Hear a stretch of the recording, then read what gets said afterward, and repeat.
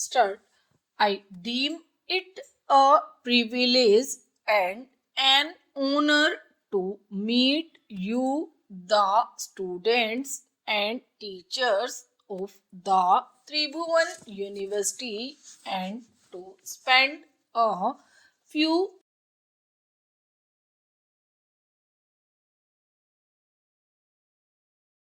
me has been a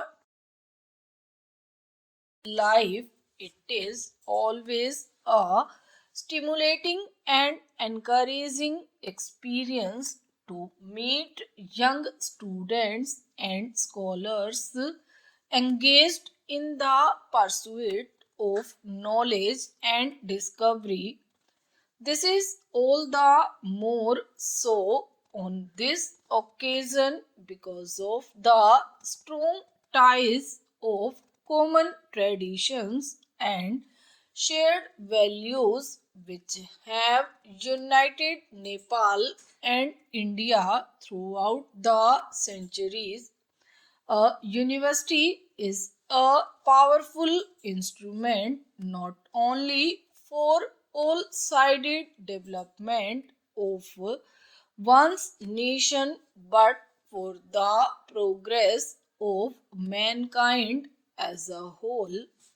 A university, said Pandit Jawaharlal Nehru, stands for humanism, for tolerance, for reason, for the adventure of ideas, and for the search of truth. It stands for the onward march of the human race towards even higher objectives. If the universities discharge their duties adequately, then it is well for the nation and the people. This university, named after the great father of the Nepalese nation, is developing in a manner worthy of all the universalism, modernism, and spirit of freedom and equality that he stood for.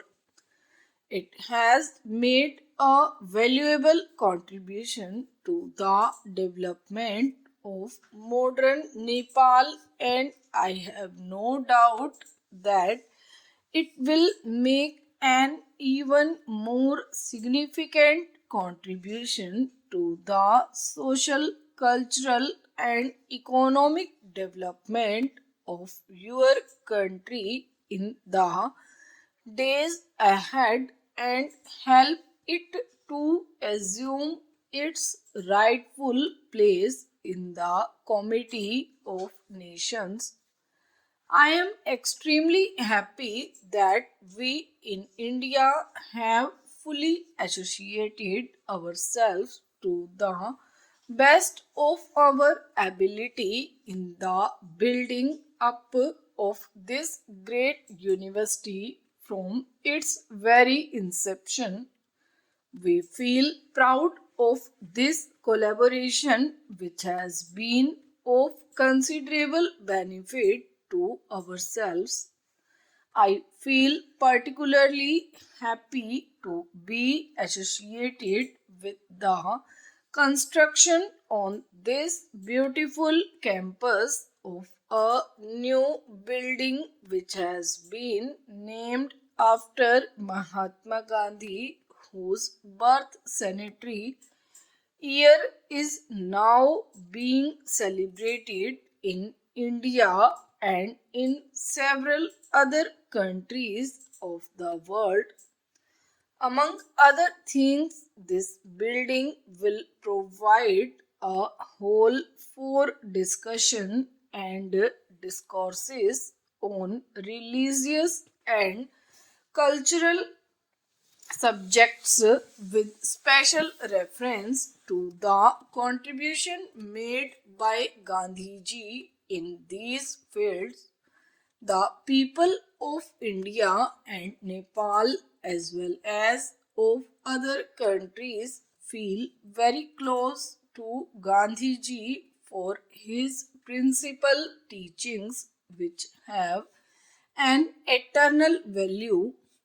The developing countries of Asia, including Nepal and India, are now facing tremendous challenges in the field of development.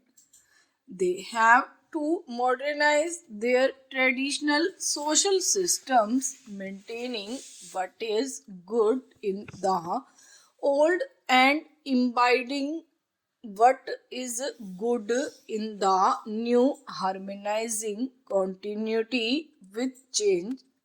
They have to develop agriculture and industry very rapidly and to secure quick economic growth which will ensure at least a minimum living standard to every citizen. They have also to strive to reduce the wide gap between their level of development and that of the industrially advanced countries. These challenges facing the Asian countries are really challenges for you, the rising generation, and it is on you vision, wisdom, competence, and dedicated hard work that their solutions will largely depend. In this great national task, the major effort will have to come from the people themselves, but their efforts could be considerably strengthened in two ways. The first is assistance from developed countries who owe a duty to themselves as well as to the less privileged nations of the world to reduce the widening gap in the standards of living in the advanced and backward countries, and the second is the equally important collaboration between the developing nations themselves who have so much to give as well as to receive in the sharing of experiences and implementing cooperative projects of mutual benefit. Every nation and every generation has to fight anew its own battles for freedom from hunger and want, disease and ignorance, from foreign domination, economic and political. The people of my generation in India had to devote their energies mainly to win the battle for political freedom. But now the people of your generation, both in Nepal and in India, have to fight other and more difficult battles, the battles for freedom from ignorance, from hunger, from degrading poverty, and from all such other things that impede the full development of the human personality. I am very happy to find that the people of Nepal have accepted this challenge and that they also consider it an opportunity which should be met with strength, dignity, discipline, and fortitude.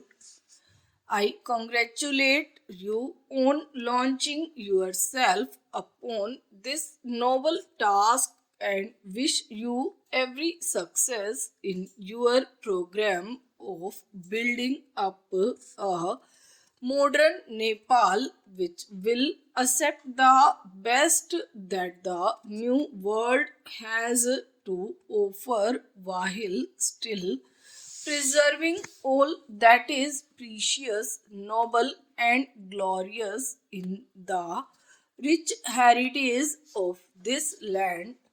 Now it shall be the constant endeavor of the people and the government of my country to be all such assistance to you as we are capable of.